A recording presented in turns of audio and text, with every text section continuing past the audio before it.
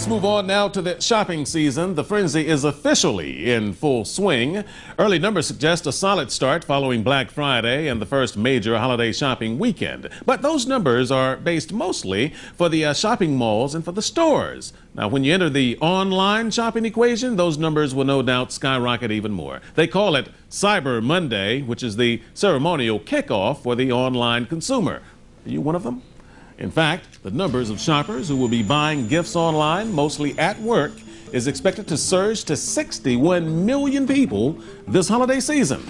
Correspondent Kyung La now logs us on to the details of Cyber Monday. The mayhem, the hype. Oh yeah, you know all about the day after Thanksgiving, dubbed Black Friday. Not fair, say e-retailers. If traditional retailing can have its day on Black Friday, online retailers get a day as well. And so comes Cyber Monday. Online marketers conjured up an ad blitz for the first workday after the Thanksgiving shopping weekend and even created a special website. Word spread, and now online retailers offer some real deals on Cyber Monday, from free shipping to one-day sales specials. We've talked to a lot of retailers and have found out that they notice certain sales spikes on that Monday after Thanksgiving. They get to use the broadband access in their offices, and they get to shop and pick up things that they couldn't pick up over the Black Friday weekend. Online retailers have responded with some great deals and great specials over that lunch time frame. You heard correctly, employers. Shop.org says according to its online survey, 61 million people will shop online from work for holiday gifts, up 10 million from last year. The fact that consumers are doing it over their lunch hour in their offices probably helps productivity because they're not going out to the malls. Well, that is one way of looking at it. E-retailers say with everything going high-tech, they're entitled to their own traditions, especially if it turns them a profit. In Washington, Kyung La, Art Fennell reports. Let's talk more about it now. Joining me from New Haven, Connecticut to talk about this rapidly growing trend of online shopping is web entrepreneur Glenn Myers. Mr. Myers, welcome to the program. Oh, thank you, Art. Happy to be here. Thank you, sir. Now, first off, do you shop online yourself? I do, and one of the reasons that I founded MyTriggers.com was that I do so much online shopping, and I just got so tired of the ads, of all the spam, of not being able to find what I was looking for with traditional search on Google or Yahoo.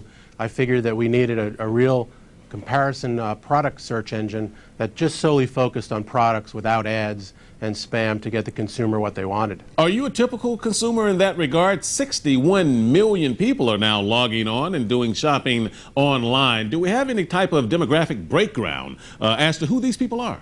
Well, as you said, 61 million people is a lot of people. They'll be spending billions and billions of dollars today in sales.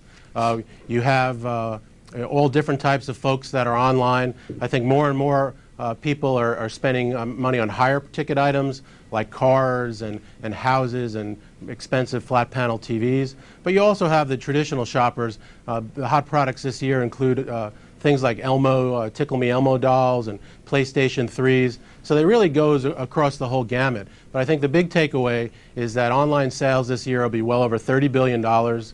Sales will be up by estimates of potentially over 10% for the year. This season could be up as high as 20%, and it certainly is going to be a great holiday season using the internet and the web to expedite your purchases. Well, it's definitely a clever marketing tool, if nothing else. Cyber Monday, Black Friday, and all of the phrases that they coin to drive the consumer to shop, shop, shop. Now, you just mentioned $30 billion that they're generating in online revenue. In terms of the share of the marketplace, do we know how that breaks down and how much it might possibly impact the stores? Yeah, well, I think that's a great point, Art. The bottom line is that as much as 30 billion sounds like to you and me in online shopping, that represents just 2 or 3% of all of the retail shopping done in our country on an annual basis. So while the internet and the web clearly has taken off over the last 10 years or so, there clearly is a huge way to go. And our focus at mytriggers.com was to leverage the search. 50% of all purchasers start with a Google traditional web search. The problem with that is there's so many gamed results these days, there's so many ads, there's so much spam. Consumers really get confused and they click on an ad expecting to find a product, let's say like the hot PlayStation 3. They get to a store, they get to another ad, they click on that ad, only to find that the product's out of stock. This kind of experience really is what frustrates consumers and drives them back to traditional retailers. And walk me through that, because you're a pro, and I shop online, and I bet a lot of people who are watching us right now also shop online, and particularly in this season. So what are some of the other things that we need to look out for as we're out there shopping online? One, as you just said, is we may not be getting what we think we're getting. Correct. I think, the whole shopping experience is a great experience, but it can be frustrating. Traditional marketers are very good at trying to generate ad dollars. Google is an $8 billion a year company, and they do that one way, that's selling ads. That's why we chose at MyTriggers not to show ads at all, just to show the products that users can find. So we search thousands and thousands of websites in order to help users generate the real items and results that they're looking for. So I think that's a big point. I also think shop where you trust, whether it's eBay, whether it's Amazon, whether it's big box stores that may be in your neighborhood like Best Buy or Circuit City.